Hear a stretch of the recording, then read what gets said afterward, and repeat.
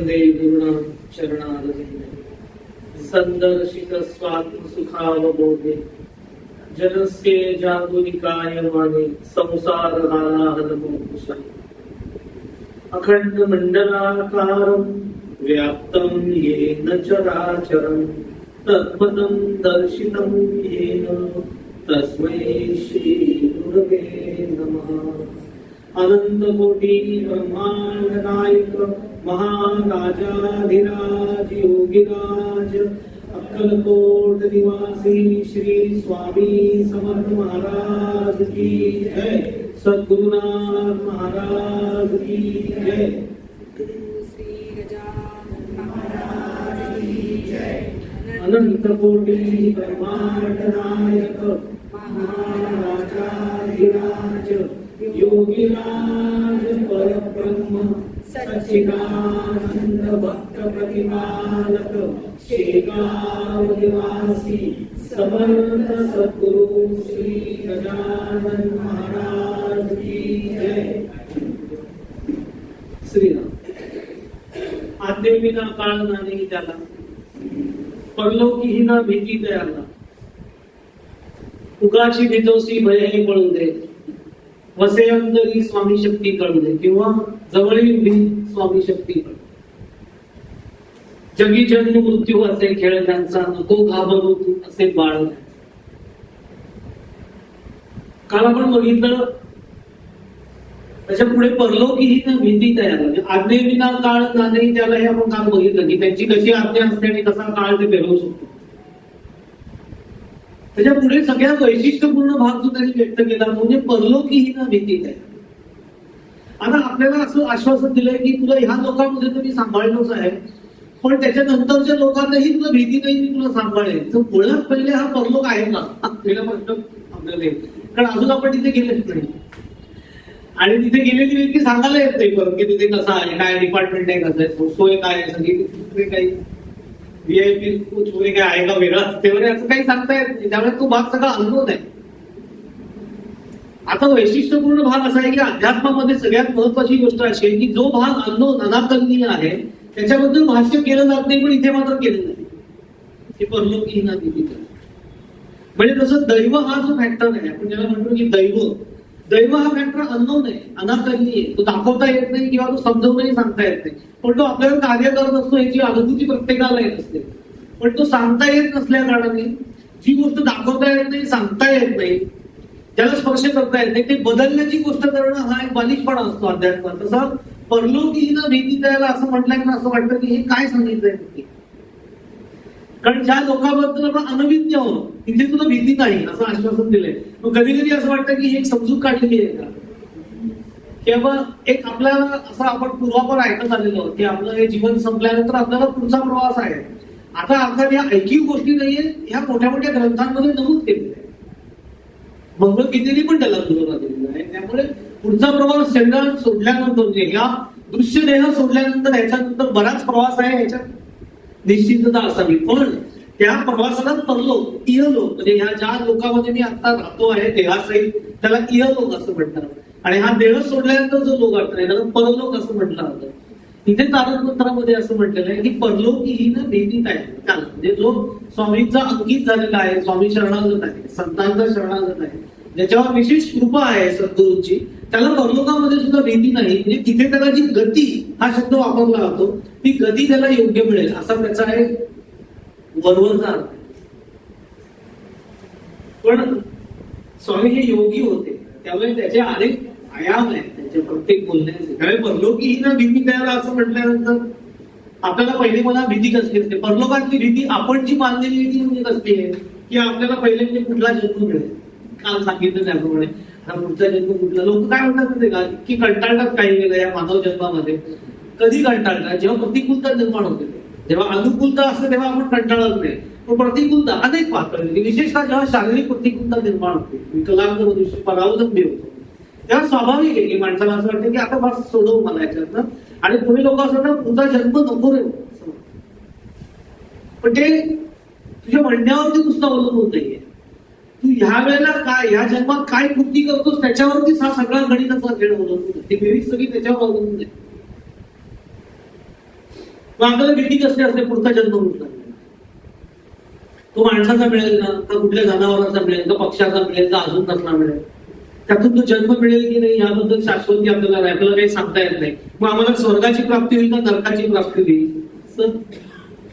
मला ना नेहमी असं गमतीचं वाटतं की काय काय वेळेला काही लोक गेलेली असतात, मग त्यांची जिवंतपणी कर्म इतकी भयानक आम्ही अनुभवलेली असतात, ती गेल्यानंतर त्यांच्या मागे स्वर्गीय असं दिलं जातं. असं वाटतं की ह्यांच्यासारखी माणसं जर स्वर्गात जाणं असेल तर आम्हाला स्वर्गात नका पाठवू, दुसरं एक डिपार्टमेंट, कारण इथेही ते तिथेही तेच. पण ह्या कल्पना असतात आणि असं आपण एक मानलेलं आहे की गेलेली व्यक्ती ज्या त्या व्यक्तीला असं वाटत असतं आपल्या जवळची व्यक्ती गेली की त्याला एक उत्तम लोक प्राप्त झाला असेल स्वर्ग. आणि ह्या कल्पना आहेत किंवा धारणा आहेत, आपण कल्पना म्हणू नये, धारणा आहेत आपल्या या, की गेल्यानंतर आपल्याला 2 डिपार्टमेंटमध्ये डिवाइड केलं जातं, एक स्वर्ग किंवा नरक. पुण्य संचय जास्त असेल तर स्वर्गामध्ये, पापाचा संचय जास्त असेल तर नरकामध्ये, अशी एक साधारण धारणा आपली आहे. मग त्यापैकी आपल्याला काही मिळेल का आपल्याला पिशाची योनीमध्ये जावं लागेल.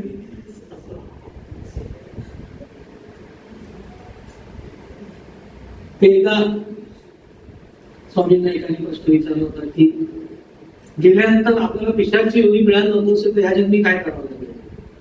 तर स्वामी पटकन मिळाले होते की आपण ह्या जन्मात इतके पिशाच्या सारखे वागतो की पिशाची योनी वेगळं जाण्याची काही गरजच नसते. भगवंत तू आहे ती योनी कंटिन्यू कर की तू पिशाचंच आहे इतके आपण भयानक मागत असतो. म्हणजे गमतीने असतो त्याला आतला कुठला विचार करत बघतच असतो मला पिशाची योनी कशाला तुला प्राप्त होईल. जर तुझ्या काही वासना शिल्लक राहिल्या नाही, त्याला क्षय जर काही ह्याच जन्मामध्ये झाला तर तुला कुठलीच योनी प्राप्त होणार नाही.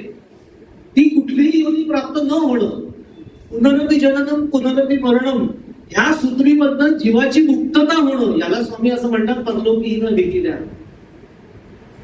ही परलोकाची भीती बाजून नसतो, ह्या जन्मात मुक्त करून टाकेल. जर तितका तो निश्चित भक्त असेल, पण नुसतं भक्त असून उपयोगाचं नाही. ते पुढे स्वामी शेवटच्या चरणामध्ये सांगतील.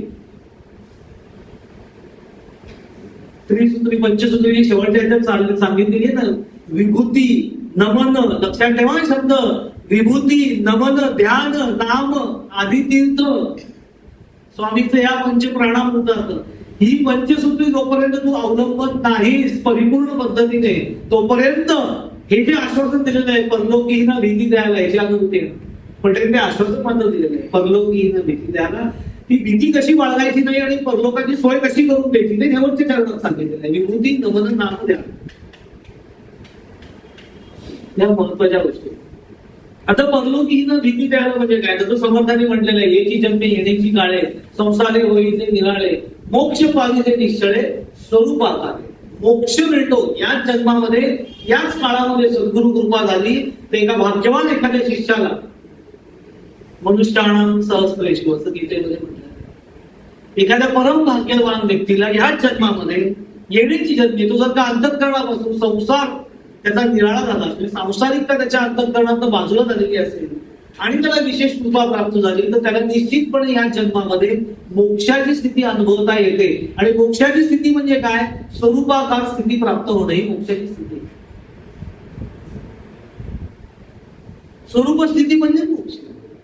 मी देहामध्ये असतानाच देह नाही याची स्पष्ट अनुभूती घेता घेता माझ्या शुद्ध मीच्या म्हणजे व्यक्तिमत्वाच्या मीला सोडून माझ्या अस्तित्वाच्या जाणीवेची शुद्ध अनुभूती मला जेव्हा यायला लागते, तेव्हा हळूहळू अंतःकरण शरीर भावनेपासून विलग होऊन स्वरूप स्थितीशी जोडलं जातं. आणि अंतिमतः ज्याला विलीनची जी अवस्था येते त्याला मोक्षाची अवस्था अशी म्हणते, विलीनता. स्वस्वरूपामध्ये विलीन होण्याची स्थिती किंवा अवस्था ही क्षणी असते, स्थिती ही स्थिरावलेली असते. त्याला त्यांनी असं म्हटलेलं आहे परलोकीहीन भीम, परलोकात जाण्याची. वेगळ्या लोकात कुठे आपल्याला काही जायचं नसतं, याच लोकांमध्ये असताना त्या लोकांची अनुभूती येते, विधेयी स्थितीची अनुभूती येते. एक सुंदर प्रसंग आहे आपल्या स्वामींचा. पुण्याचे पूजनीय सद्गुरू रामानंद बिडकर स्वामींचे निश्चित त्यांचा सगळा जीवन प्रवास आपण बघणार नव्हतो, कारण की रामानंद बिडकर महाराजांचं चरित्र एक वेगळं बघण्यासारखं आहे, पण आपण ते स्वतंत्र काहीतरी बोलूया. पण त्यांच्या जीवनातला हा एक विशेष प्रसंग आहे की रामानंद बिडकर महाराज कायम अक्कलकोटला जात होते जेव्हा स्वामींची त्यांची भेट झाल्यानंतर. पण स्वामींनी असं त्यांना अनुग्रह दिला नव्हता, विशेषतः स्वामींनी अशी कोणाला अनुग्रहित केलेलं नाही काही ठराविक लोकांना. तर हे भाग्यवान रामानंद बिडकर महाराज. रामानंद बिडकर महाराज त्यांना नंतर अधिकार प्राप्त झाला. एका पौर्णिमेला ते स्वामींच्या दर्शनास गेले अक्कलकोटला. येता सांग त्याची पूजा केली, त्यांना पाद्यपूजा करायची ती पाद्यपूजा केली. आणि त्या दिवशी ते असं ठरवून गेलं होतं की पूर्ण कृपा होईपर्यंत आपण सेवेत राहायचं, आज जायचं नाही स्वामींना सोडून. ही पूर्ण कृपा म्हणजे त्यांना योगाची अवस्था अनुभवायची होती, त्याच्यासाठी ते प्रयत्न करत होते, त्याच्यासाठी ते साधना करत होते. योगातली पूर्ण अवस्था जोपर्यंत मला आज स्वामी बहाल करत नाही तोपर्यंत मी त्यांच्या सेवेत एकदा आणणार नाही असं म्हणून ते स्वामींच्या बरोबरच राहतो. स्वामींकडे लक्ष देऊन नंतर जेव्हा शेतघरामध्ये स्वामी झोपायला गेले, हे तिथपर्यंत तिथे गेले, स्वामींचे पाय चेपत बसले. स्वामींनी सुद्धा त्यांना पुरे असं म्हटलं नाही, कारण स्वामींनी ठरवलं होतं की त्यांची परीक्षा पाहिजे, आज या बेट्याची परीक्षा पाहिजे. आणि ते मग पुरे म्हणायला तयार नाही, असं म्हणजे म्हणते ना बऱ्याच पास पुरे पास झाले ते काही हुकूमच नाही. स्वामी एका खुशीवरती ध्यान झोपले, रामानंद त्यांचे पाय चेपतात कंटिन्यू. रात्र सगळी पहाट झाली तरी स्वामी पुरे म्हणायला तयार नाही आणि रामानंद बिडकर महाराज सुद्धा मागे हाटायला तयार नाही, ते तसेच त्यांचे पाय चेपत बसले. एक घटना तिथे अशी घडली त्यावेळेला, म्हणजे ती स्वामींचं ते योग सामर्थ्य आहे की त्यांच्या दोन गुडघ्यांच्या बद्दल एक लांब लचक काळा अस्सल विषारी नाग बाहेर आला आणि तो फणा काढून भूतकाळ रामानंदांच्या अंगावर जायला लागला. यांनी लक्षच दिलं नाही त्याच्यावर. ही कमालीची गोष्ट आहे तुम्हाला सांगतो. आता इथे पाल आली तर छोट पिल्लू पालीचं, मी पाल मोठी पण म्हणत नाही, छोट. तुम्ही आमच्या इथे गिरीवंत आश्रमामध्ये या, तुम्हाला दष्टपुष्टी पाली कशा असतात ते बघायला. ही पाल आहे का संडा आहे का घुरपड आहे असं प्रश्न पडतो. असे ते पाली दंगडीत जंगलात ते वाढलेले आहेत. आपल्या इथे बिचारे गरीब असतो तरी लोक त्यांना, आपल्या इकडची पाल जास्तीत जास्त पंजाबी असते, त्याच्यापेक्षा मोठी. पण एक सांगायला हवा की आपल्यासमोर आता पाल जरी आली, एक सरडा जरी आला तरी आपली केवढी चलबिचल होते. आपण उठून जाऊन काय वाटलं तरी ना त्यांच्या अंगावरती, तो काय लांब दिसला नाही कुठे, ते त्यांचे पाय चिकतात, त्यांचे गुडघ्याचं त्यांच्या अंगावरती आला. आता आपण ही कथा आज त्यांच्या पश्चात वाचतोय म्हणून आपल्याला माहिती की कदाचित तो स्वामींनी भ्रम निर्माण केला असेल, पण तेव्हा त्यांना ती माहिती नाही तो भ्रम आहे, त्यांच्यासाठी तो अस्सल नाग आहे. रामानंदांनी दुर्लक्ष केलं, काय व्हायचं ते होऊ दे, काय होईल होईल, तो चावेल, मी बरी तुमच्या चरणाची बरी, सगळी जबाबदारी तुमच्यावर आहे. पूर्ण आम्हाला सद्गुरूंवर सोडलेला, अनन्य भावायला. समर्थ म्हणतात तसं, मुख्य सत्शिष्याचे लक्षण सद्गुरु वचनी विश्वास पूर्ण, अनन्य भावे शरण. दुसरं काही नाही, न अन्य, पूर्ण शरणागती त्यांच्या. तुम्ही काय कराल ते मला मान्य आहे, स्वीकृती आहे, तक्रार नाहीये. आणि तो काय भूतकाळ त्यांच्या अंगावर थोड्या तो निघून गेला. स्वामींच्या लक्षात आला, हा बेट्या बघताय तयार शिष्य असं म्हणून मग थोडस रागावले, थोडस पहिले लटक्या रागाने, थोडस खोटं खोटं रागावले त्यांच्यावर. त्यांनी म्हणाले तू बडा राक्षस आहे, तू बडा सिंध आहे. काही म्हणा राक्षस म्हणा, भूत म्हणा, वाटते ते म्हणा, मी आज इथून जाणार नाही, ही त्यांची निश्चित होती. स्वामी म्हणाले तू बडा सिंध आहे, तू बडा राक्षस आहे. आणि असं पहिले लटक्या रागाने म्हणाले आणि नंतर खऱ्या रागाने अतिशय लालबुंद झाले. एका खुशीवरून उठून बसले आणि तेव्हा निघाव या असे आणि अचानक काही कळायच्या आत उजव्या हाताची एक जोरदार थप्पड म्हणजे रामानंद महाराजांच्या श्रीमुखात भडकवून दिली. ती इतकी जोरात मारली की त्या क्षणी ते पालथे मागे पडले, बेशुद्ध. तो त्यांच्या पडण्याचा आणि त्यांच्या दुगाडीत मारण्याचा आवाज इतका मोठा होता, आपण कल्पनाच करू शकत नाही. तुम्ही लक्षात घ्या, 7 फूट 8 इंचाची उंची आहे स्वामींची देहाची. अजानुबाहू अशा महान व्यक्तिमत्वाने जो थप्पड लगावली असेल ती परब्रह्माची थप्पड आहे, लक्षात घ्या. आणि ते जोरदार ती थप्पड पडली मोर्चाही खाली पडली. तेव्हा तिथे त्यांचा एक संन्यासी तिथे होता, त्यांनी पटकन आतून बघितलं तर रामानंद बेशुद्ध पडले. ते स्वामी निघून गेले. त्यांनी त्यांना बघितलं, कसं तरी त्यांनी त्यांना त्या बेशुद्धीतनं शुद्धीवरती आणलं. त्यावेळेला त्याच्या असं लक्षात आलं की एवढी जोरात थप्पड खाल्ल्यानंतर एखादा व्यक्ती कावरा बावरा होईल, त्याच्या चेहऱ्याची चर्या बदलेल, पण रामानंद बिडकर महाराजांच्या चेहऱ्यावरती मात्र एक अलौकिक आनंद विलसत होता. आणि तो आनंद कसला होता तर स्वामींनी त्यांची इच्छा पूर्ण केली होती. त्या थपडीच्या माध्यमातून स्वामींनी त्यांना शक्ती संक्रमणाचा असा स्पर्श केला होता की त्या एका स्पर्शामध्ये रामानंद बिडकर महाराज संपूर्ण समाधी अवस्थेत गेले. त्याच्यासाठी लक्षात घ्या, आपल्याला असं वाटतं की काय सोपं आहे. मी आमच्या सद्गुरूंना असं विचारलं होतं हा प्रसंग वाचल्यानंतर, म्हटलं स्वामींनी काय अचंबित गोष्ट आहे बघा, की त्यांनी एक थप्पड लावले डायरेक्ट रामानंदांना समाधीची अवस्था प्राप्त झाली. मग जर का एका थपडीमध्ये समाधीची अवस्था शिष्याला प्राप्त होणार असेल तर सद्गुरू एवढी साधना कशाला करायला लावतात? स्वामी म्हणे तुझी इच्छा काय आहे? तुला अशी थप्पड लगावी? तर स्वामी म्हणे थप्पड लगावायला काही हरकत नाहीये, पण लगावणारे स्वामी समर्थ आहेत आणि थप्पड खाणारे रामानंद आहे आणि आपण दोघेही ते नाही होत असं ते म्हणाले. याचं कारण असं आहे की आपल्याला सुकृत दर्शनी अंतिम प्रसंग माहिती असतो.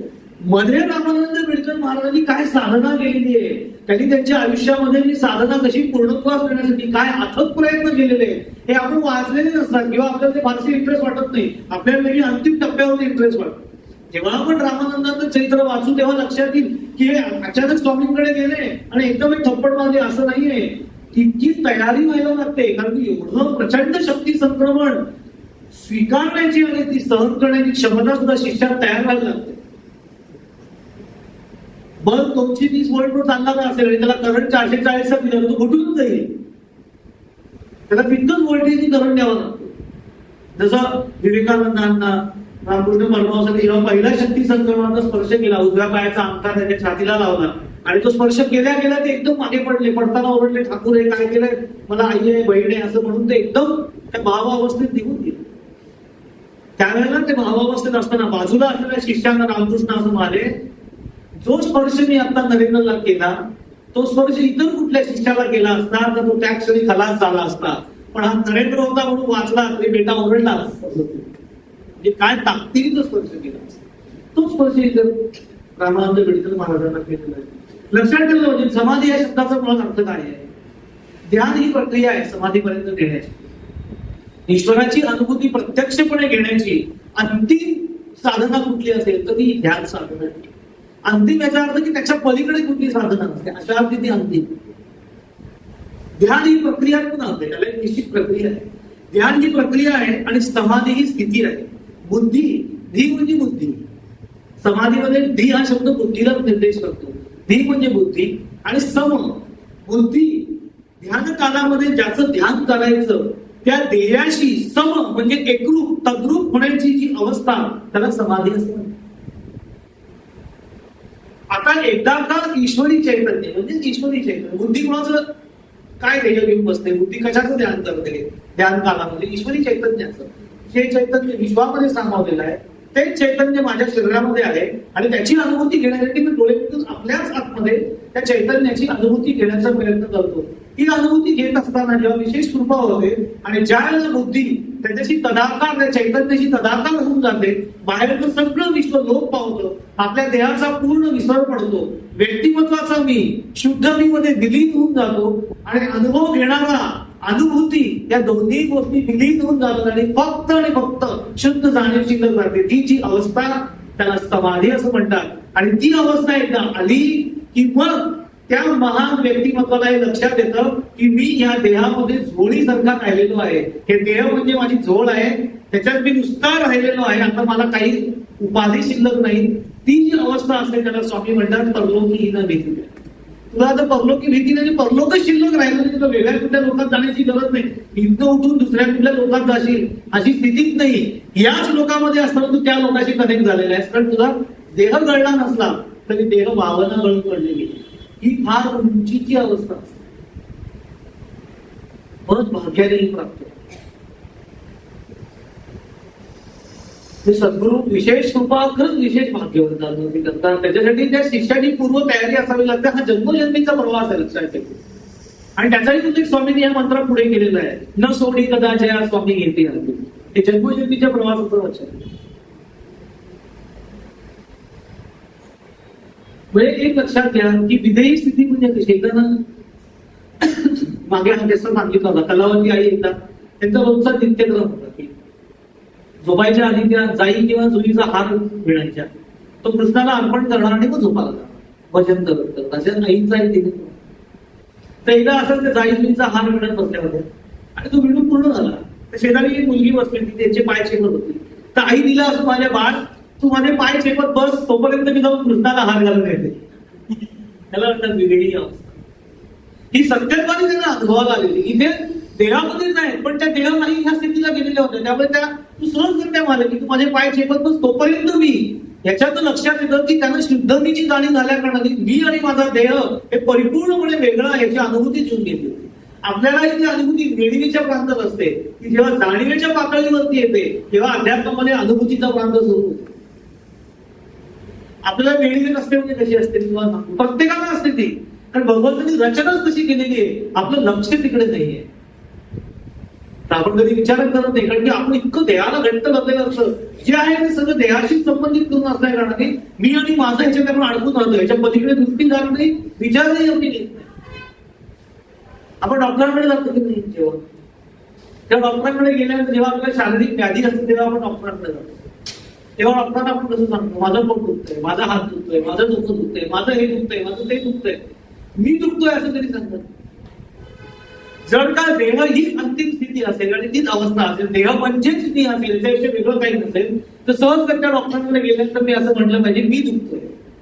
पण मी दुखतोय असं तर सांगता मी सांगतो स्पेसिफिकली की माझं डोकं, माझा हात, ह्याला म्हणतात नेणीवेच्या पातळीवरती ती भूमिका असणार. नकळत मी हे सांगत असतो की मी माझा देह वेगळा आहे, मी आणि माझा देह ऍक्च्युअल वेगळा आहे. मी या देहात राहतोय पण मी म्हणजे देह नाही हे मी नकळत सांगत असतो. हे जेव्हा कळण्याच्या प्रांतामध्ये यायला लागतं जाणीवेच्या पातळीवरती तेव्हा ती योगाची अनुभूती निर्माण होते. हे इतक्या सहज होत नाही, लक्षात ठेवा. हे असं बोलायला फार छान वाटतं, असं झालं तसं झालं, पण हा बराच मोठा प्रवास असू शकतो, जन्मजन्मांचा असतो. जशी जशी साधनं हळूहळू पुढे उत्तरोत्तर सखोलामध्ये उतरत जाते तसं तसं हे प्राप्त होतं. आणि हे अनेक संतांच्या जीवनामध्ये स्वामींनी तारक मंत्रामध्ये जे म्हणलेलं आहे परलोकीना भीती द्यायला, हे त्यांच्या पुढच्या प्रत्येक अवतारात तरी कित्येक वेळेला असं सिद्ध पण करून दाखवलं. उत्तम प्रसंग बघायचा असेल तर गजानन महाराजांच्या जीवनात. गजानन विषय म्हणतो 11वा अध्याय, भास्कर पाटलांची मुक्ती गाथा त्याचं नाव आहे. तो प्रसंग बरंच ते शिकवून जातो. प्रसंग सगळ्यांना माहिती आहे, तर पूर्ण डिटेल सांगणार नाही, थोडक्यात सांगतो की बाळापूरमध्ये असताना एक प्रसंग घडला की जेव्हा भास्कर पाटलांना एक कुत्रा येऊन चावलं आणि ते विषारी कुत्रा चावला तर विषारीच असतो. त्यावेळेला मग ते पुढचा प्रसंग वेगळा आहे की कुत्रा चावलाय पण आता हे पिसाळतील विष भिनेल म्हणून त्यांना उचललं आणि पटकन डॉक्टरांकडे न्यायला सांगितलं. तेव्हा भास्कर पाटलांनी कमालीचं उत्तर दिलं की मला कुठल्याही वैद्याकडे डॉक्टरांकडे घेऊन नका, माझा डॉक्टर तिथे पठीत बसलेला आहे त्याच्याकडे घेऊन जा. ही श्रद्धेची परमोच्च पातळी आहे. तुम्हाला जीवावरती प्रसंग घेतलेला असताना डॉक्टरांकडे घेऊन जाऊ नका, माझा डॉक्टर तिथे माझे सद्गुरू बसले, ते काय करतील ते. ही परमोच्च श्रद्धेची स्थिती आहे.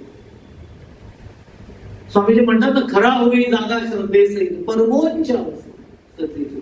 बरं तिथे गेल्यानंतर तुझा खरा काळ सरलेला आहे असं गजानन महाराज म्हणाले की हे अवघा आता ठीक आहे, तुझा खरा काळ सरलेला आहे, तू तर तयार हो. तुला हे कुत्रा चावलं हे निमित्त आहे, पण वास्तविक तुझं आयुष्य संपलेलं आहे असं भास्कर पाटलांना. तुम्ही विचार करा, सद्गुरू गजानन महाराजांसारख्या विभूतीच्या समोर आपण गेल्यानंतर आपल्याला महाराजांनी सांगितलं तुझं आयुष्य काळ सरलेलं आहे. पण काय ते 2 दिवसाच्या आधी तिथेच जाऊ. भास्कर पाटील शांत आहे, त्यांच्यावर काही परिणाम झाला नाही, सहज स्वीकारा ठीक आहे, जे सत्य असेल तुमची इच्छा तुम्ही म्हणत नाही. त्याच्यावरती पण पुढे महाराज असं म्हणाले आता मी इतकेच करतो, 2 महिने तुला वाचले, 2 महिने तुला असू वास्तविक तू खरं आता जाणार, पण आता मी इतकेच करतो 2 महिने वाचतो. याला पिसाळ न देतो श्वान पिसाळ वाचतो असं तरी करा नाही की याला 2 महिने मी सांभाळतो, 2 महिने याला मी देतो आणि याला विष पण बांधणार नाही, पिसाळणार नाही याची मी काळजी, हा दर्दाकट राहील व्यवस्थित राहील याची मी काळजी घे. भास्करा तू धन्य धन्य हे महाराज म्हणताय, शिष्योत्तमाला सद्गुरू म्हणताय. भास्करा तू धन्य धन्य, संत सेवा केलीच पूर्ण, हे वाक्य फार महत्वाचं. संत सेवा केलीच पूर्ण. सेवा म्हणजे काय? पायचे म्हणणं, नैवेद्य अर्पण करणं, खेर काढणं, हे करणं ते करणं, भजन करणं, कीर्तन करणं, याला फक्त सेवा नाही, वरवरची सेवा आहे. खरी संत सेवा म्हणजे संतांनी सांगितलेली साधना परिपूर्ण अवस्थेला नेणं, नित्य करणं संत सेवा आहे. ते ज्या साधनेच्या मार्गाने चालत गेले त्याच मार्गावरती आपण जास्तीत जास्त चालण्याचा प्रयत्न करणं ही संतांची सेवा असते. तेव्हा धरून ते म्हणतात भास्करा तू धन्य धन्य, संत सेवा केलीच पूर्ण, चुकले तुझे जन्म मरण, काय योग्यता वाजू तुझी, चुकले तुझे जन्म मरण, परलोकी ना भीती द्या. इथेच सगळं संपलं. भीतीच नाही आता पुढची करते, कुठल्या पुढच्या प्रवासाची भीतीच बाळगू नकोस, तुझं सगळं इथे संपवून घेतलं मी. चुकले तुझे जन्म मरण, 2 महिने राहिले असं म्हणतात. बघा कशी गंमत. एकीकडे म्हणतात तुझे 2 महिने राहिले आणि पुढे म्हणतात चुकले तुझे जन्म मरण. म्हणजे अरे आता तुम्ही सांगितलं की 2 महिने राहिले, 2 महिन्यानंतर तुझा अंतकाळ आहे आणि इथे म्हणतात चुकले तुझे जन्म मरण. मग मरण आणि जन्म चुकला असेल तर मृत्यू कसा? तर चुकले तुझे जन्म मरण याचा अर्थ तू अशा स्थितीला आता आलेला आहेस की तुला कळेल की मृत्यू तुला नाही देहाला आहे. तुला नाहीच आहे मृत्यू. मृत्यू हा देहाचं कर्म आहे, तुझं कर्मच नाहीये. आणि ते तुला देहाला मृत्यू असल्याकडे जन्म पण देहाला आहे. मला जन्म नाही, मला मृत्यू नाही, मी फक्त आहे. अशा स्थितीला तू गेलेला आहे. चुकले तुझे जन्म मरण असं गजानन महाराज म्हणतात. मग कालांतराने हनुमान जयंतीचा उत्सव होता. तो हनुमान जयंतीचा उत्सव पूर्ण झाल्यानंतर वद्य पंचमीचा दिवस होता. वद्य पंचमीचा दिवस 1 प्रहर दिवसाला महाराज असं माने. भास्करा तुझे प्रयाण आज दिवशी आहे जाणं. कमालीची गोष्ट की सद्गुरूंनी असं सांगावं की भास्करा तुझे प्रयाण आज दिवशी आहे जाणं. पद्मासन घालून पूर्वाभिमुख व्हायचं. त्याला पद्मासनामध्ये पूर्वाभिमुख बसायला सांगितलं. पुढे महाराज असं म्हणतात चित्त अवघे स्थिर करी, चित्ती साठवावा हरी, वेळ आली जवळ खरी आता सावध असा. हे खूप सुंदर आहे. चित्त असावे, चित्त अवघे स्थिर करी. महाराज सांगितलं आता अवघं चित्त स्थिर कर, चित्ती साठवावा हरी. आता भगवंताशिवाय दुसरं काही चित्तामध्ये ठेवू नकोस. वेळ आली जवळ खरी आता सावध असावे. सावध कशाबद्दल असावं? तर जायचं याच्याबद्दल नुसतं सावध नाही. हे सावधपणा सांगितलेलं आहे की आता इतका सावध राहा की दुसरं काहीही मनामध्ये येऊन देऊ नकोस. काही नाही, फक्त भगवंताशिवाय दुसरं काही नाही. इतकं संपूर्ण चित्त तुझं भगवंताने व्यापून टाक आणि स्थिर कर. दुसरं काही नको. सावध हो. कारण जरा जरी हल्लं तरी भरकटण्याची शक्यता आहे. त्यामुळे सावध राहा. कारण आता वेळ अगदी जवळ आलेली आहे. भास्कर हे घातले पद्मासन नासागरी दृष्टीत ठेवून. म्हणून मध्याकाशी नासागरी म्हणजे इथे नाही, त्याला शेंडा म्हणतात. आग्रह म्हणजे इथं सुरुवात होते. इथे दृष्टी डगीने डोळे चकडे करून ते बसले नाहीत. ही ध्यानाची प्रक्रिया आहे त्यांनी सांगितलेली की भास्कर हे घातले पद्मासन नासागरी दृष्टी ठेवून. ही दृष्टी कुठली? अंतर्दृष्टी, जाणीवेची दृष्टी. डोळे मिटून स्वस्थपणे या ठिकाणी जाणीवेची लक्ष केंद्रित करून बसले. वृत्ती अवघ्या केल्या लीन. महाराजांनी स्थिर करायला सांगितल्या.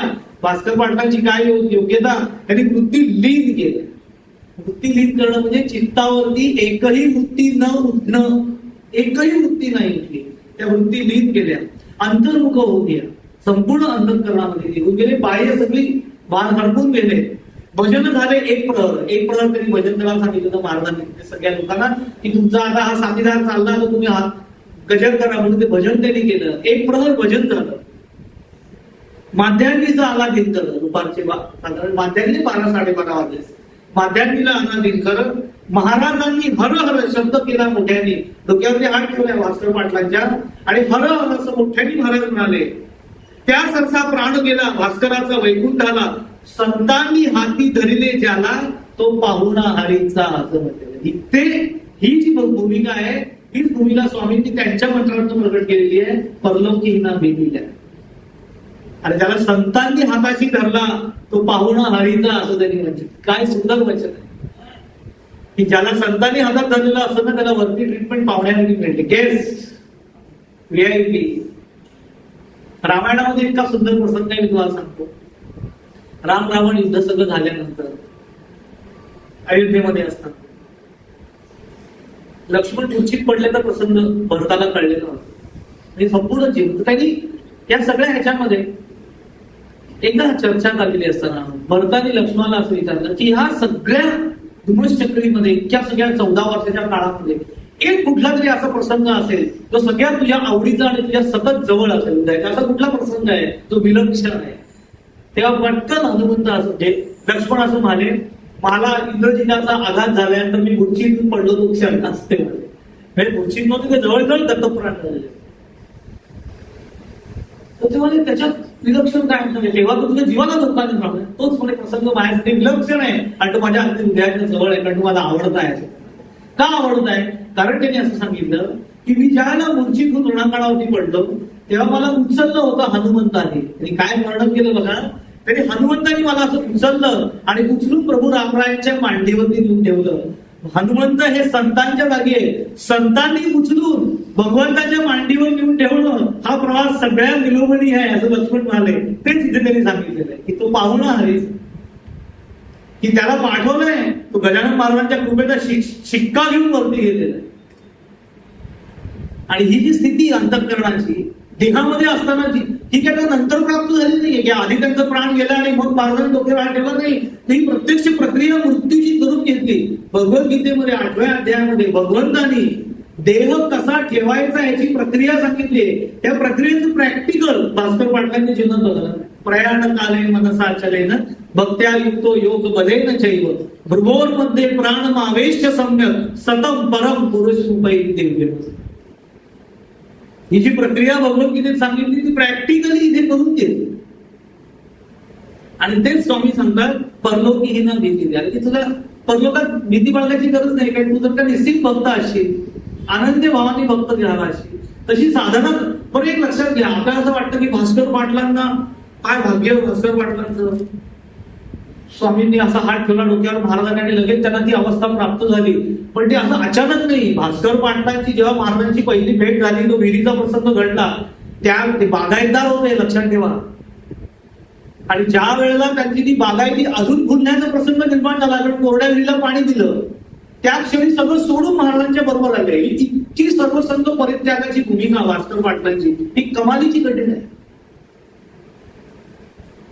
हे सगळं सोडून महाराजांच्या सान्निध्यात राहिले. आणि एक लक्षात घ्या, महाराजांच्या जवळचे जे सगळे लोक होते त्यांच्याकडनं महाराजांनी ह्या मध्या काळामध्ये निश्चितपणे एवढी सगळी योग साधना करून घेतलेली होती, ती त्यांनी निश्चितपणे केलेली होती. आणि म्हणूनच त्याचा परिणाम म्हणून शेवटच्या क्षणामध्ये भास्कर पाटलांना ही स्थिती बहाल केली.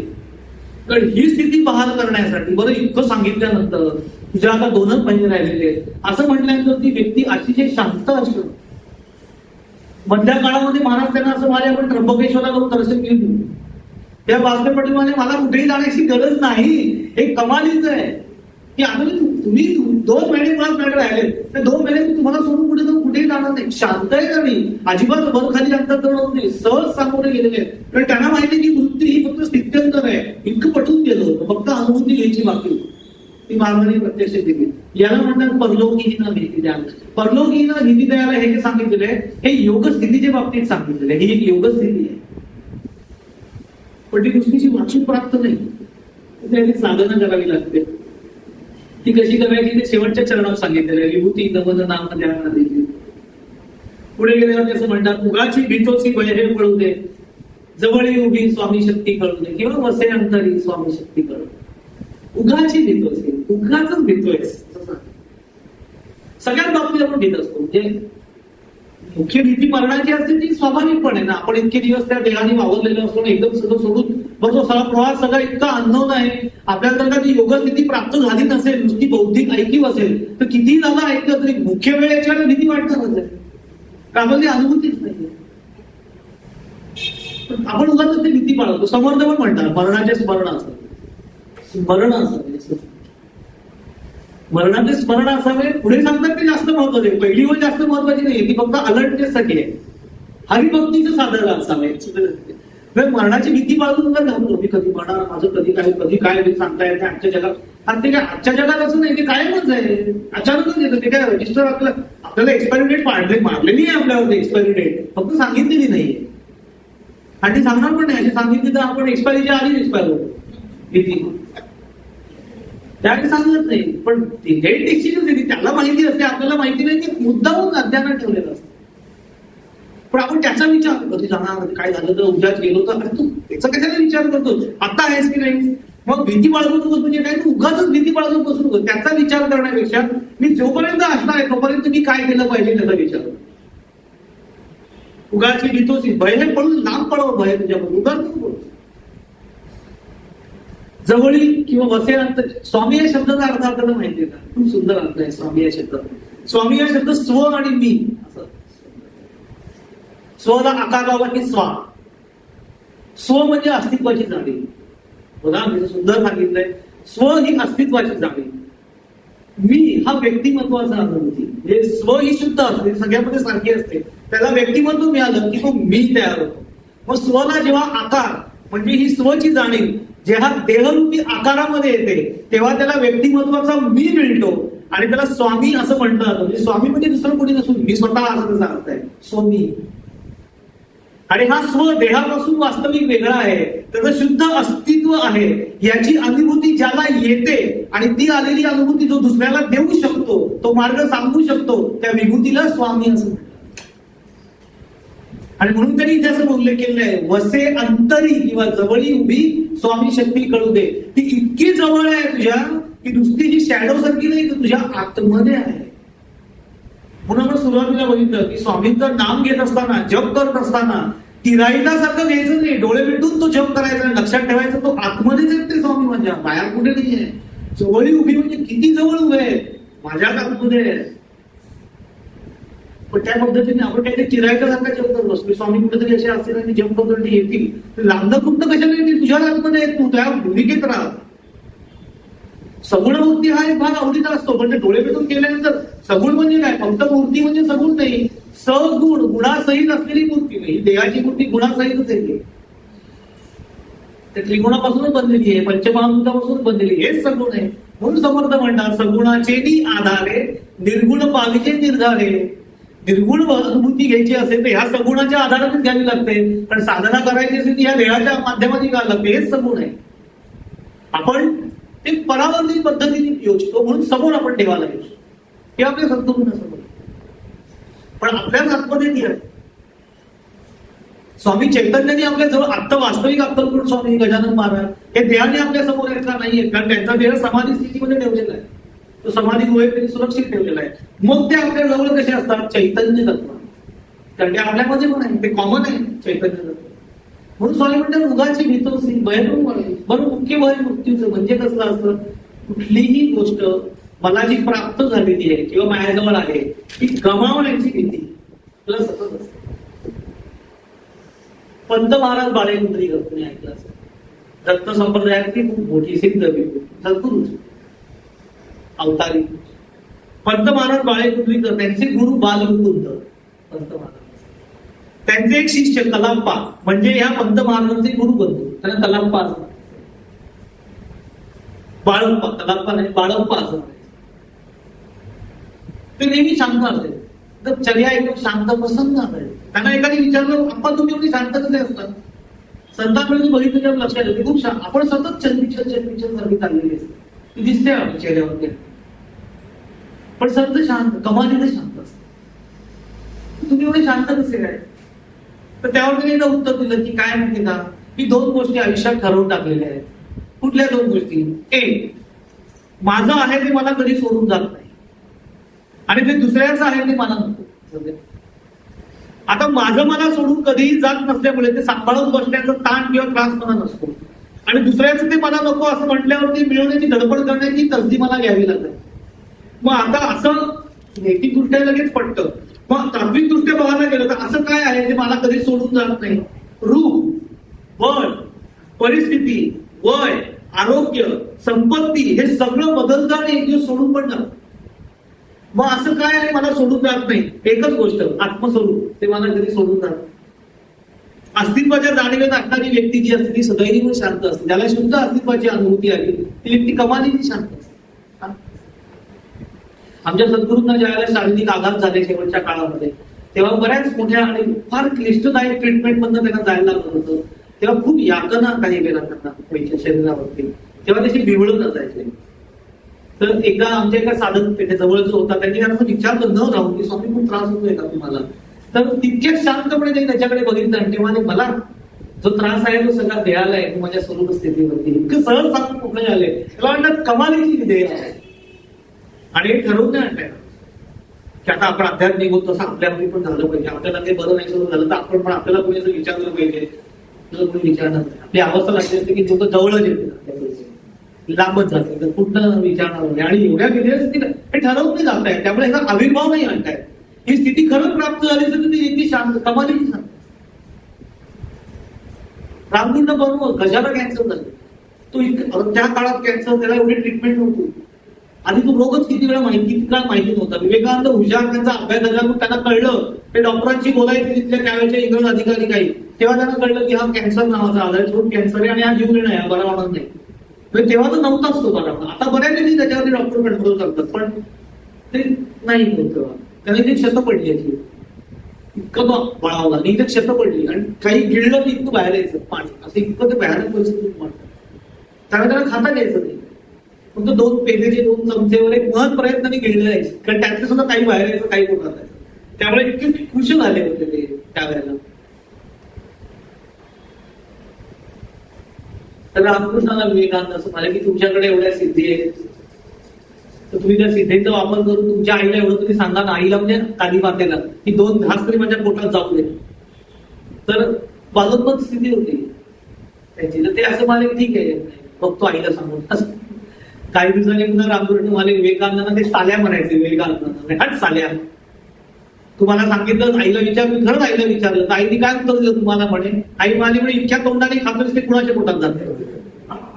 चैतन्य स्थितीला गेलेला विधेयी अवस्था आहे ना, इतक्या सगळ्या देहानी खातोय म्हणजे सगळ्या देहात तूच नटलेला आहेस, तू वेगळा आहेस का की तू खाल्लं तुझ्या पोटाला गेले, ते खाल्लंय ते कोणाच्या पोटात जात आहे, तूच आहेस सगळीकडे.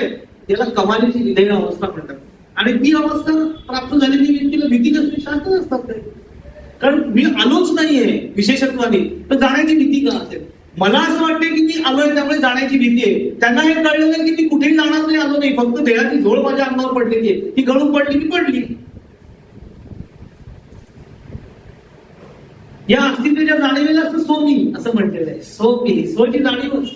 विवेकानंद म्हणायचे ना, what is meditation, going to self is a meditation. स्वकडे जाणं हे ज्ञान. स्वकडे जाणं हे सोपं नाही, मुळे तिथून स्वस्त बसावं. तत्वाची अनुभूती आली ना की माणसाच्या अंतःकरणात पहिलं काय परिणाम होतो, भीती पळून जाते. स्वामी असं म्हणतात, उगाची भीतोसी भय हे पळून वसे अंतरी स्वामी शक्ती कळते. तुझ्या आतमध्ये ती शक्ती आहे, ते चैतन्य तुझ्या आतमध्ये आहे, ते एका अनुभवाला घे ती शक्ती तुला कळेल, तुला भीती राहणार नाही, मी तुझ्यामध्येच आहे.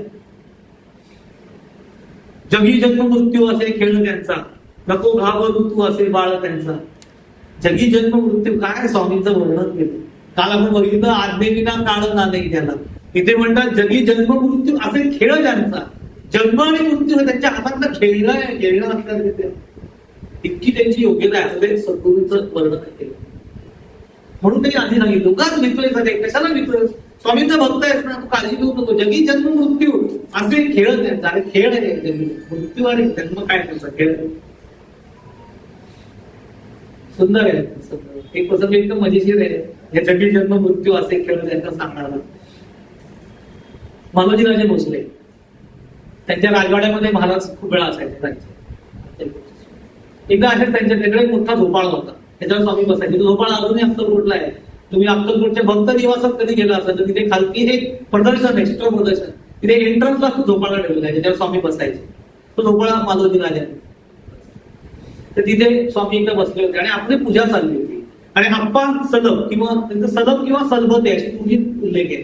तर ते अप्पा सलभ किंवा अप्पा सलभते हे त्यांची पुजारी होते पुरोहित महाराजांचे, म्हणजे मालोजी राजा. ते पूजा करत होते. स्वामी बाहेर बसले होते आणि पूजा करताना तिथे काय झालं, तिथे तेलाची वात खायला उंदीर आला. उंदीर खातो तेलाची वात, वासावरती तिथे वाती खातात, म्हणजे ते तेलासाठी येतात तिथे. तर एक उंदीर तेलाची वात खातात दिसतात त्या अप्पा सलभते त्या पुजाऱ्यांना. त्यांना इतका राग आला तर त्या उंदराला हुसकवण्याच्या नादात त्याने चंदनाचं खोड एकदा जोरात फेकून मारला उंदरावरती. तू मेला, छोटा असेल तुमची. आता तो तिने पूजेत कसा ठेवणार म्हणून त्या अप्पा सलभते त्या उंदराला उचललं त्यांनी मेलेल्या आणि बाहेर टाकायला घेऊन जात होते. स्वामी बाहेर झोपाळ्याला बसलेले. हे अप्पा काय रे असं म्हणाले स्वामी. ते उंदीर टाकायला ह्याला टाकतोय त्याला म्हणे, खोड मारलं म्हणे मेला आणि त्याला इकडे असं म्हणतो मेलेला छोटासा उंदीर स्वामीने हातावरती घेतला, त्याच्याकडे बघितलं. आता शेपूट धरून त्याला उचलला स्वामींनी. त्या झोपाळ्याच्या कड्या असतात ना, त्या कड्यामध्ये एका कडीतनं घातला, एका कडीतनं बाहेर काढला, एका कडीतनं घातला, एका कडीतनं बाहेर काढला. खेळ असा खेळ करत असले तो जिवंत झाला. जिवंत झाला तो बेटा व्हायचा, बेटा चला असं म्हणाले. जगी जन्म मृत्यू असे खेळ आहे. जो जन्म देऊ शकतो, जो सृष्टी चालवू शकतो, तोच हा जन्म मृत्यूचा खेळ करू शकतो. म्हणून अक्कलकोट स्वामीने परब्रह्म असं म्हटलेलं. साक्षात ब्रह्म आहे, देहधारी ब्रह्म आहे तो. देहाची खोळ घेऊन फक्त वावरले होते काही काळ, इतकंच. काही काळ म्हणजे 800-900 वर्ष ते वावरले होते पृथ्वी तलावरती. कारण त्यांना म्हणून ते सहज म्हटलेलं आहे जगी जन्म मृत्यू असे खेळ. असे किती प्रसंग आहेत स्वामींच्या चरित्रामध्ये की त्यांना कळलं जगी जन्म मृत्यू असे तर्कच नाही ना, म्हणून अतर्क्य होतो. कधी होईल शक्य आपल्या बाबतीत, ते लगेच पुढच्या चरणात सांगितलं, नको घाबरू तू असे बाळ त्यांचं. तू जर का त्यांचं बाळ असशील तर हे सगळं तुझ्या बाबतीत घडू शकतं. आता रक्या अवधूत हे बाळ असशील तर म्हणजे आपण स्वामींची भक्ती करत असताना, उपासना करत असताना आपल्या अंतःकरणाची स्थिती बालोन्मत म्हणजे विकार रहित व्हायला पाहिजे. लहान मुलांकडे विकार असतात, बाळ असतात ते, त्याला व्यक्तिमत्व प्राप्त झालं की ते सगळं सुरू होतं, मी सगळं. पण जोपर्यंत त्याला व्यक्तिमत्व नसतं तोपर्यंत ते बाळ निरागच असतं, त्याला काही नसतं. स्वामींची गमतीदार गोष्ट सांगायची त्याच्यावरती आमचे गुरु की ना काय काही लोक स्वामींच्या दर्शनाला जेव्हा यायचे, कार्यक्रमाला यायचे, तेव्हा त्यांच्याकडे छोटंसं बाळ असले समजा, तर नमस्कार करायला घेऊन आले की सहज स्वाभाविक त्यांना इच्छा झाली की आपल्या बाळाला सुद्धा स्वामींच्या चरणावरती देऊया, त्याला स्पर्श होऊ द्या असं करून. मग ते बाळाला आणतात, ते स्वामींच्या हातात वगैरे देतात. म्हणजे आता लहान मुलांचं कसं असतं, काही मुलं तरी रडतात वगैरे, कारण त्यांना चेहरे ओळखीचे नसतील तर रडतात, काही काही नाही रडत, काही काही युजफुल असतात, काही व्यक्तिमत्व असतात. घेऊन आलेलो असतो पिंड तो जीव. तर स्वामी असं म्हणायचे की ते ना आई वडील जे असतात ना त्यांचा भाव सद्गुरूंकडे बघण्याचा म्हणजे अगदी साक्षात परब्रह्म देहाने आमच्या समोर आलेला आहे असा भाव असतो. बाळाचा तसा काही भाव नसतो, त्याला काही कळत नसतं, ते विज्ञान असतं. ते आईच्या हातात जसं असतं तसंच स्वामींच्या हातात पण असतं. तेव्हा स्वामी म्हणायचे की ते बाळ किती निरागस असतं, ते त्या परब्रह्मावरती कधी कधी शू पण करतात. त्याला काय नसतं परब्रह्मावर, म्हणजे निरागसता असं त्याला सांगायचंय. तू असे बाळ त्यांचा म्हणजे काय, तू निरागसतेने विकार रहितून स्वामींची भक्ती केली पाहिजे. स्वामींचं बरं मुळात अक्कलकोट स्वामींना लहान मुलं फार आवडायचे, लक्षात. ते लहान मुलामध्ये लहान मूल होऊन खेळायचे. स्वामींचा आवडता खेळ म्हणजे गोट्या खेळ. त्या अक्कलकोटमध्ये तासनतास लहान मुलांबरोबर गोट्या खेळत राहायचे. कधी कधी त्यांच्या हातामध्ये असलेला एक स्फटिकासारखा मणी, त्या मण्याला ते सागर गोट्यासारखे असे पुरवत राहायचे. त्यांचे एक शिष्य त्यांनी एकदा स्वामींना विचारलं की स्वामी तुमच्या हातामध्ये हा मणी असतो, ते कधी कधी फिरवत राहायचे. हा मणी काय सारखा गोलगोल का फिरवता, तर पटकन त्या विदेही अवस्थेमध्ये असताना स्वामी म्हणाले अरे हे ब्रह्मांड आहे, ते फिरवतो मी असं. असं ब्रह्मांड असं कोण म्हणू शकतो? असं आपण म्हटलं तर म्हणजे आपल्या हाताला काही चाळा लागला असं बोललो तर आपल्या बायकोनी विचारलं की काय चाललंय चाळा, ब्रह्मांड फिरवतो. तेवढ्या आपल्या यांचं ब्रह्मांड घेतलं गेलो डॉक्टर आठवलं. हे परब्रह्माचा अवतार असल्याकडे ते सहज म्हणून घ्या, त्यांना आवडायचं काय खेळायला आवडायचं. लहान मुलांमध्ये गोट्या खेळायच्या. आणि दुसरा त्याचा अर्थ विचार नाही, दुसरा अर्थ त्याचा काय, असे बाळ त्यांचा म्हणजे गुलाबराव महाराजांनी इतकं सुंदर विधान त्याच्यावरती, प्रज्ञाचक्षु गुलाबराव महाराजांचं म्हणायचे दिवसातून काही साधना केली किंवा नाही, जर म्हणतात हे आपल्याला लायसन दिलं नाही की साधना नाही चालेल, ते असं म्हणतात दिवसातून काही साधना केली किंवा नाही तरी देवा तुझं मी लहान मूल आहे, तुला नमस्कार करीत आहे असं म्हणून एक नमस्कार केला तर आपल्याला सांभाळण्याची जबाबदारी सहजगत्या त्याच्यावर सोपवली जाते. असं मूल होऊन जात. मूल असणं, बाळ कसं असतं, त्याला स्वतःचं व्यक्तिमत्व नसतं, ते आईवरती पूर्ण अवलंबून असतं, पूर्ण अवलंबून. तसं बाळ जसं आईवरती पूर्ण अवलंबून आहे तसा तू सद्गुरूवरती ईश्वरावरती पूर्ण भार ठेवून राहा, पूर्ण बाळ ठेवून राहायचं. विकल्प ठेवू नकोस मनामध्ये. विकल्प म्हणजे काय, मी आणि माझं करणं हा विकल्प आहे. भक्ती करताना पण तो आपल्या मनामध्ये असतो. स्पर्धा करतो आपण भक्ती करताना इतरांची, ही स्पर्धा नाही करायची.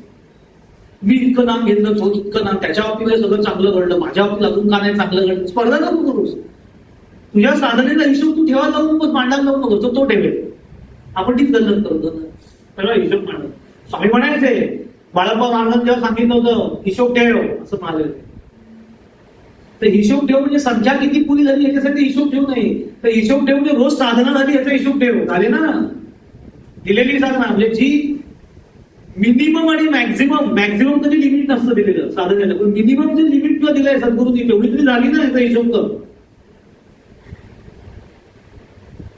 म्हणजे समजा महाराजांनी सांगितलं असेल ना रामनामाच्या रोज 15 माळा करा, तर 15च करा असा अर्थ नसतो. तर 15 करा म्हणजे काय सांगितलं असतं की मिनिमम तरी 15 झाले ना याचा हिशोब ठेव. आपण काय करतोय 15 रोज हिशोबच. मग आपण सगळं लक्ष आकड्यावरती, रामनामावर लक्ष. मग त्यातनं सूक्ष्म अहंकार, माझ्या इतक्या माळाला नाही, माझ्या इतका जप झाला, आता इतकं झालं, मी एवढं केलं, अरे गेलं सगळं. एकदा महाराज असं म्हणाले की 13 कोटी जप झाल्यानंतर तुला रामाचं सगळं दर्शन होईल. आता 13 कोटी जप महाराजांनी सांगितलं गेलं, तुम्ही असं कसं म्हणता मानमताच्या मला म्हणाले 13 कोटी जप कर. मग आम्हाला मोजल्याशिवाय आम्हाला कसं कळेल 13 कोटी झाल्या? नाही, गल्लत करतोय समजायला. महाराजांनी सांगितलं 13 कोटी जप कर. तुला 13 कोटी जप तुला सांगितलंय, 13 कोटी जप मोजायला कुठे सांगितलंय? तुला असं म्हणाले का की 13 कोटी जप मोजून कर? 13 कोटी जप कर. मी त्यांना सांगायचं की तू जप करता करता म्हणजे नाम घेता घेता जेव्हा ती संख्या 13 कोटी होईल तेव्हा तुला रामाचं दर्शन होईल. पण तू नाम घेताना रामाकडे लक्ष दे. 13 कोटी झालं काय पडण्याचा हिशोब कोणाचा आहे? माझा आहे असं महाराज म्हणतात. तो हिशोब मी ठेवी. आपलं काय होतं, आपण महाराजांचं काम स्वतः करायला लागतो आणि मग दल्ल मग आम्हाला अनुभूती येत नाही. म्हणून तुम्ही बाळ हो असं सांगितलंय. लहान मुलं असं काही कॅल्क्युलेशन मध्ये काही करत नाही, पुन्हा डिपेंडेंट असतं आईवरती. आईची आठवण झाली की रडायचं, भूक लागली की रडायचं, हे त्याला माहिती असतं.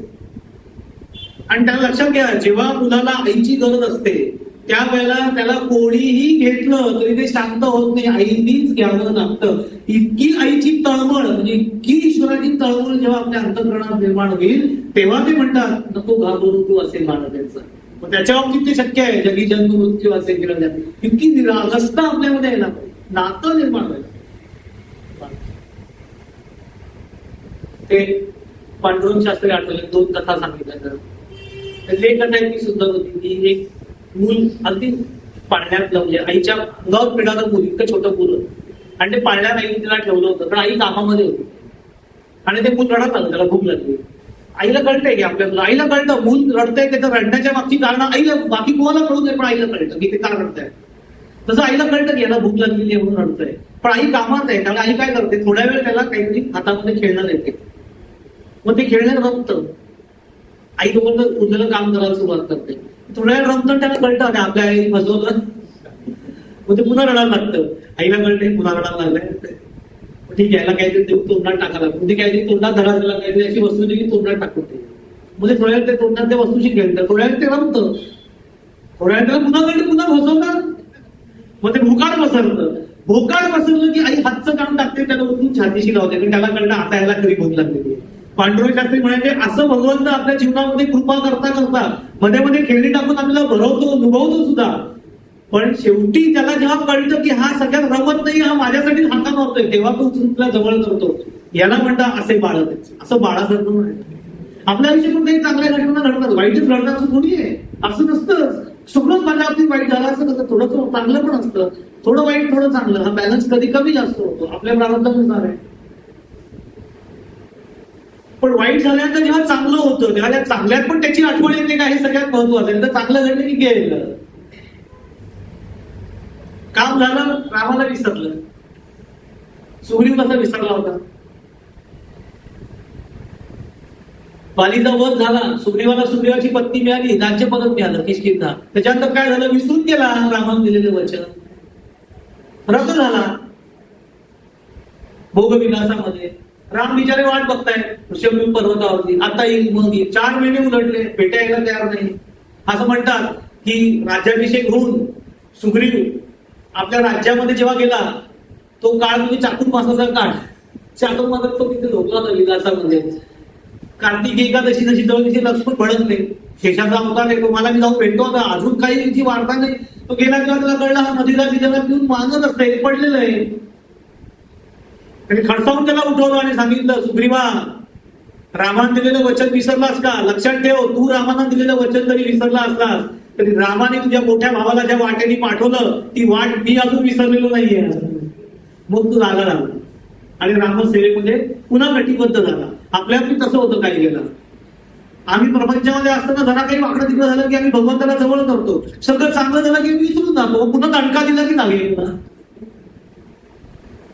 तसं व्हायला नको. बाळ होत राहा, निरागस, काही झालं तरी मला तूच पाहिजेस. चांगलं झालं ना की आपला सहज भगवंताची आठवण येईल, पण ती कृतज्ञतेच्या भावनेने येते. तुझ्यामध्ये झालं. वाईट जेव्हा आयुष्यामध्ये घडतं तेव्हा सुद्धा आपली श्रद्धा जेव्हा टिकून राहते की काहीही झालं माझ्या आयुष्यात, कितीही वाईट झालं तरी माझा तुझ्यावर राग नाही आणि मी तुला सोडणार नाही. माझं नाही चांगलं झालं तरी चालेल, माझा त्याच्याशी काही घेणं देणं नाही, पण मी तुला सोडणार नाही. कारण सगळी जबाबदारी तुझ्यावर आहे, मी तुझ्यावर अवलंबून. बाळाला काय परिस्थिती माहिती असते का आईची? आई काय हालाकीच्या परिस्थितीतून जाते, आईच्या अवतीभोवती बाळाला ते येणार असतं, त्याला काही मिळालं नसतं, पूर्ण आईवर अवलंबून असतो. मला नाही माहिती, मी तुझ्यावर अवलंबून आहे असं स्वामीवरती पूर्ण अवलंबून बाळ नातं निर्माण करतो भगवंताशी. आगंतुकासारखा भगवंताजवळ गेला असतं, भगवंत कसा उचलून घेईल तुला? म्हणजे त्याची वृत्ती पाहिजे ना. पांडुरंग तरी आठवली दुसरी एक कथा इतकी मजेशीर सांगायचे की मी मागे सांगितली एका प्रवचनामध्ये की ती एक पेढीवरती एक गुरु एक म्हणजे मोठे शेठजी बसले होते, त्यांची पेढी होती देवाणघेवाणीचा व्यवहार करते, सावकारी पेढी होती. त्या पेढीवरती बसले होते, त्यांच्याशी मिशा झुपकेदार होते, छान उच्चपूर्ण व्यक्तिमत्व आणि करारी व्यक्तिमत्व. ते पेढीवर बसले होते आणि काहीतरी भांडाभांडी झाली आणि एकदम ते चिडले आणि पेढीवरून उठून तरा खोलीतून निघून तुला दाड लावलं आणतो बसले आणि पटपडले. आता ते सगळे लोक इतकी घाबरले एवढे शेती परत इतके करारी होते, जाणार पण त्यांना बोलवायला, पण त्यांना बोलवायला जावं कारण पेढीवरचे व्यवहार पळवले आणि नाही जावं तर सगळ्याच गोंधळ, जावं तर ते चिडतील, करायचं काय म्हणून सगळे त्यांनी नोकर चाकर बिचारे बाहेर उभे खोलीत गेलेले. त्यांची सून खूप हुशार होती, ती आली, ती म्हणजे काय झालंय त्यामुळे तुमचे सासरे बुवा इतके चिडले तितके चिडचिड करून गेले आणि तुम्हाला माहिती आहे त्यांचा राग कसा आहे, कोण जाणार त्यांच्याजवळ, तुम्ही काय काळजी करून मी बघते काय. ती पटकन आतमध्ये गेली आणि त्यांचा नातू म्हणजे तिचा मुलगा होता, छोटा होता असं रांगत छोटासा, तिच्या नातवाला घेऊन आले आणि ती म्हणजे आजोबाकडे लागू असं म्हणून खोली सोडून दिलं त्याला.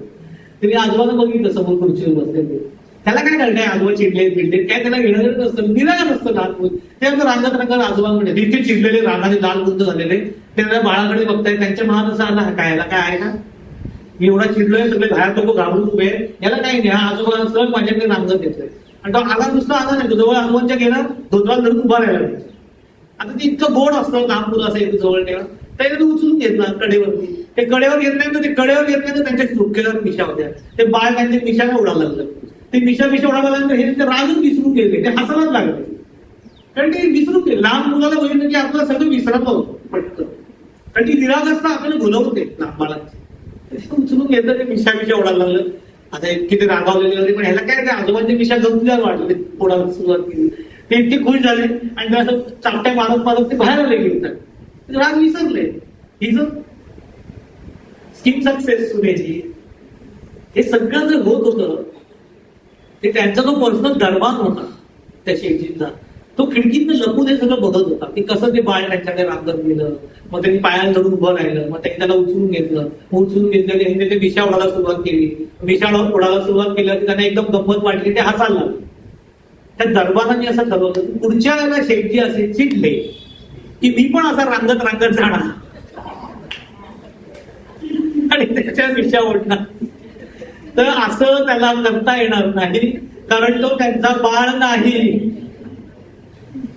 आपल्याला स्वामी ते सांगताय की त्यांचं बाळ होऊन राहा, म्हणजे कसा त्याची ती वृत्ती अंगात ठेव तशी, म्हणजे आपला भक्तीमधला भाव निरागस असला पाहिजे, निरपेक्ष असला पाहिजे, विकार रहित असला.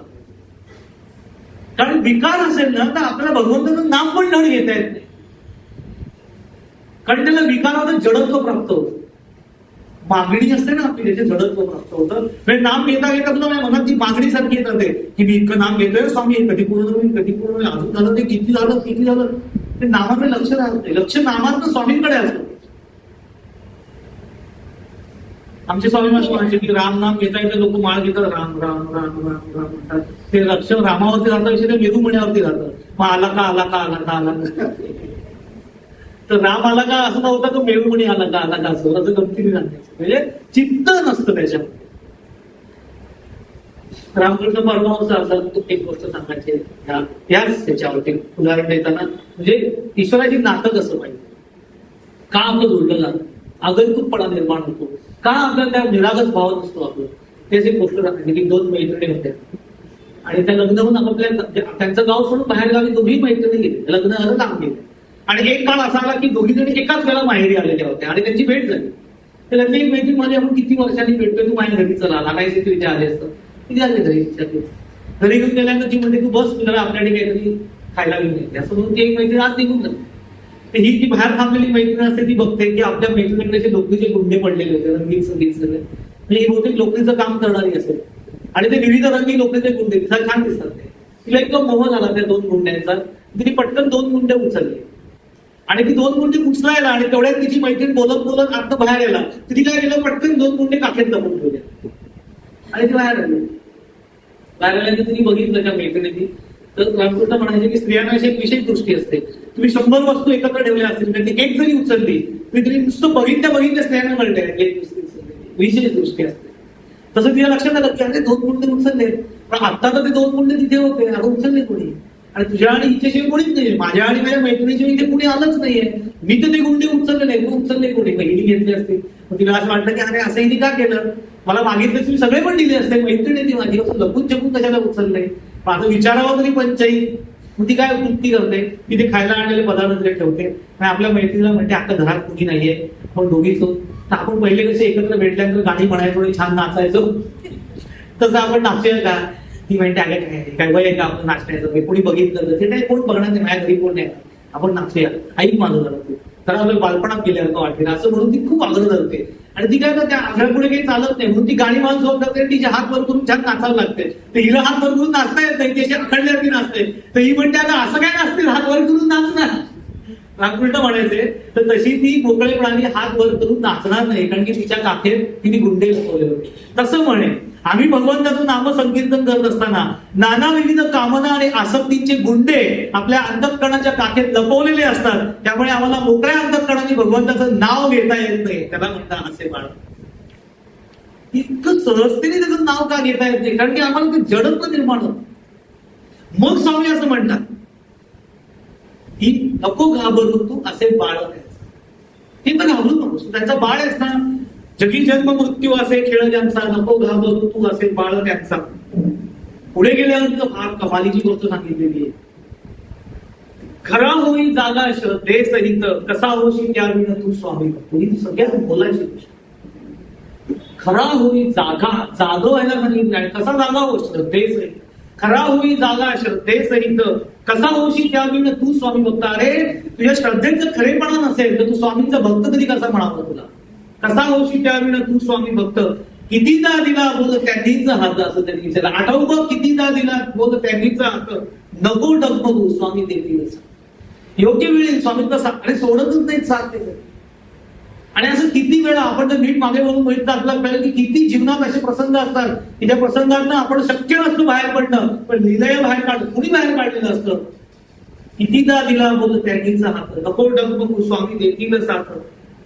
पुढे अगदी शेवटच्या चरणामध्ये तर कमालीची गोष्ट सांगितली, आणि ती तर मास्टर किल्ली आहे सद्गुरूंची कृपा, स्वामींची कृपा प्राप्त करण्याची. ती म्हणजे विभूती नमन नाम ध्यानादी तीर्थ, स्वामीच या पंच प्राणामृतात, हे तीर्थ घे आठवी रे प्रचिती, न सोडी कदा ज्या स्वामी घेईल.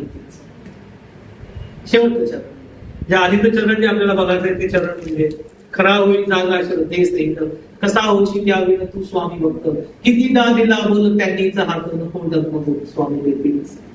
आता ही श्रद्धा खरी असते का खोटी असते? श्रद्धेमध्ये पण खरं खोटं आहे तर काय? आणि आपल्याला जागवायला पण सांगतात, म्हणजे 100% आपण झोपलेलो श्रद्धेच्या बाबतीमध्ये, म्हणून तू जागा व्हा असं सांगतात. ते जागवायला सांगतात आणि मग पुढे सांगतात की आठवतं कितीदा दिला बोल त्यांनीच, नको डगमगू स्वामी दे. नको डगमगू हे सांगितलं, हे धीर दिलेलं आहे आपल्याला की घाबरून जाऊ. आपल्याला अनेक प्रसंग जीवनामध्ये येतात, निश्चितपणे येतात, आणि प्रपंचच येतो की त्यावेळेला आपल्याला हलावा होतो. त्यावेळेला एक क्षण असा येतो, तुम्ही अनुभव बघा की एक क्षण आयुष्यामध्ये असा असतो की ज्यावेळेला आपल्याला वाटतं आपलं कोणी नाहीये, पण खात्री बाळगा ते वाटो न वाटो, कोणी असो न नसो, सद्गुरू असतात. कारण पुढे आश्वासन दिलंय की स्वामी सोडत नाही. स्वामी ज्याला हातात घेतात ना त्याला ते सोडत नाही. पंचेने की आपला स्वामींनी हात हातात धरला पाहिजे. आपण स्वामींचा हात हातात धरतो, आपण त्यांचा हात धरायला नाही जायचा, आपला हात त्यांच्या हातात द्यायचा असतो. कारण आपण त्यांचा हात धरला तर सोडून इकडे जाऊ शकतो, पण त्यांनी आपला हात धरला आपण किती वावरणपणात सोडून देत नाही, धरून देतात. कारण त्यांची पकड कधी डेली होती. आणि हा भाग फार महत्वाचा आहे. काय म्हणायचं त्यांना? श्रद्धेसहित जागा हो असं म्हणलं. ही खरी श्रद्धा म्हणजे काय? मग आम्ही काही खरी श्रद्धाळू नाही का? आमची पण श्रद्धा खरी आहे, पण स्वामी तरी असं स्पेसिफिक का सांगतात? खरा होई जागा श्रद्धेसहित, कसा होशी त्यावेळी तू स्वामी भक्त. तर स्वामींचे भक्त आपण आहोत की नाही आहोत हे आपण जेव्हा ठरवायला लागतो तेव्हा समजायचं आम्ही भक्त नाही. स्वामींना ठरवलं भक्त म्हणजे विभक्त नव्हे, विभक्त म्हणजे भक्त नव्हे असं समर्थाने सांगतो. पूर्ण भक्त तुकाराम महाराजांकडे बघावं म्हणजे कळतं भक्त म्हणजे काय. अनंत अडचणी भगवंतांना नाही सोडलं, नुसतं सोडलं नाही तर नाही, तक्रार पण नाही माझ्या बाबतीत का, माझ्याच बाबतीत का, असे कुठलेही प्रश्न नाही विचारले. स्वीकृती. खरा होई भक्त म्हणजे काय? खरं होणं म्हणजे खरा अशी म्हणजे काय? स्वीकृती अंतःकरणाची. अनेक संतांच्या जीवनामध्ये हे बघता येतं की कशी स्वीकृती असावी लागते, काय पातळीवरती त्यांची श्रद्धा असते, का त्यांना तो ईश्वर प्राप्त होतो, का त्यांच्या पाठीरागा तो खरोखर अनुभवायला येतो. आम्हाला का नाही, आपल्याला पण येत असतो पण आपल्याला जाणवत नाही. देव सगळ्यांना मदत करतो, असं कधी नसतं की याला करत नाही त्याला करत, असं काही नसतं. फक्त फरक आहे लक्षात. काय असतं माहितीये का, एकदा महाराजांना प्रश्न विचारला होता की जे सगळे देवांचं नाव खूप घेतात, जे भक्ती मार्गामध्ये असतात, त्यांच्या जीवनामध्ये खूप अडचण येते असं बघायला मिळतं. आणि जे त्या मार्गातले नसतात त्यांच्या जीवनात फारशा अडचणी बघायला मिळते. असं का? महाराज असं मानले की वर्गामध्ये सुद्धा 50 मुलं आहेत, शिक्षक त्यांना शिकवतात.